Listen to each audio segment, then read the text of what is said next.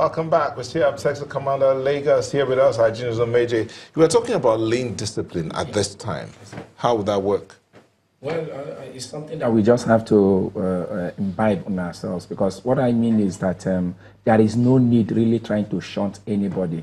There is something I have noticed over the years. I'm yet to see somebody after using the road will roll it like a mat and take it home. So when you have it at the back of your mind that this road you are contesting for, long after you have used it, the road will still be there, then you can just exercise a little patience. That's what we all require at this period. Secondly, we also need to change our travel pattern this period. For example, if you don't have anything so cogent to do in the island, if that appointment can be rescheduled, can you just reschedule it for next week if it's not really absolutely necessary? Because one of the problems we'll be having issue of why we have so much traffic in Lagos is the vehicle occupancy ratio, which is almost by 1 to 1. And that is not too good.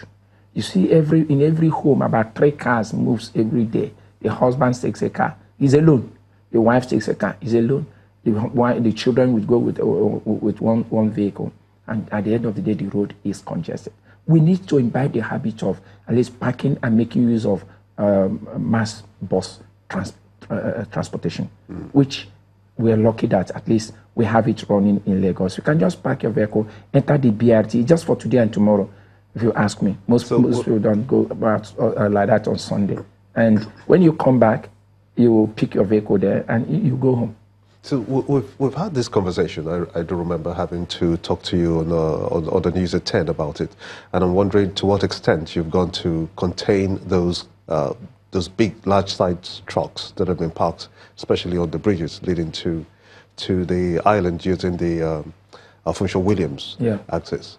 Have you taken off all the trucks from the road? I must confess, the trucks are not completely off. That is, as in that we have swept off all the trucks. No. So how are you managing it? The issue is we've been able to properly streamline them, streamline their activities into Apapa. Gone are the days when you just drive and you come in and you get to one place, you just park and you block every other person in Apapa. No.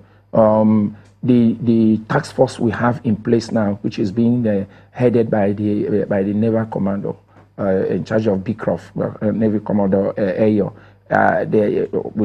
working with other agencies. There's a much improvement now in what we get in Apapa. There is like a manual call-up system now that we are using. People don't just drive and come in there.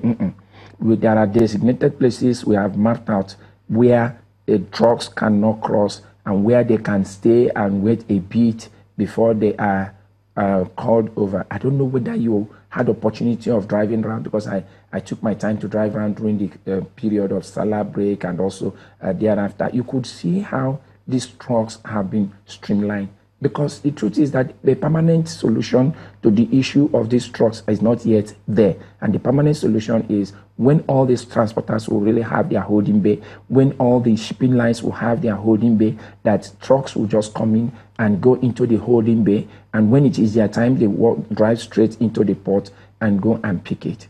But for now, the best we can do is strategic management, which is what we are doing. I also believe that one of your primary call is to try to see that there is free flow of traffic between intra and intrastates. So to that extent, I'm wondering how bad is the situation, especially when you look at borderline road networks between states. For communities that are staying at the border, for instance, between Ogun and Lagos State now.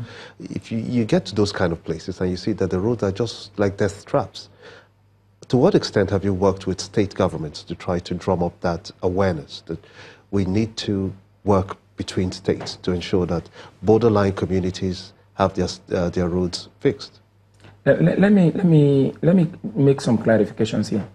Each time you see a road cross from one state to the other road, that road is no longer a state road. It becomes a federal road. All interstate roads are federal roads. And by the arrangement we are running, the maintenance lies within the purview of the federal government. However, some roads within state roads, There are also federal roads in some states. For example, Lagos is on the majority, it's just federal roads because of the former status of Lagos as the federal capital territory of Nigeria. So you discover that most of the major roads you are using, even in Lagos, they are federal roads. But I know that there is a synergy, and working government is government. I know there are synergies where some state governments get approvals, they rehabilitate some of these roads and get refunds. And where you've seen that this is not being done, the federal government would have even awarded contract to some of those things. I must also admit one thing: there was so much neglect in time past in terms of federal roads, but we are seeing a reversal now. Things are getting better. Some of these roads are now being rehabilitated properly. Look at Lagos-Ibadan for once. I don't know when last you took a ride on Lagos-Ibadan. You notice that over 60% of the road is already properly rehabilitated now, and that is how it is cutting across all other federal roads. We also know what we have been going through in terms of the economy. It was not too distant then, and some of these things require money. And government is trying to come back again, live up to responsibility, and ensure that these roads, because like you said, these things are these roads are important for economic growth. Nigeria is more or less road mode driven.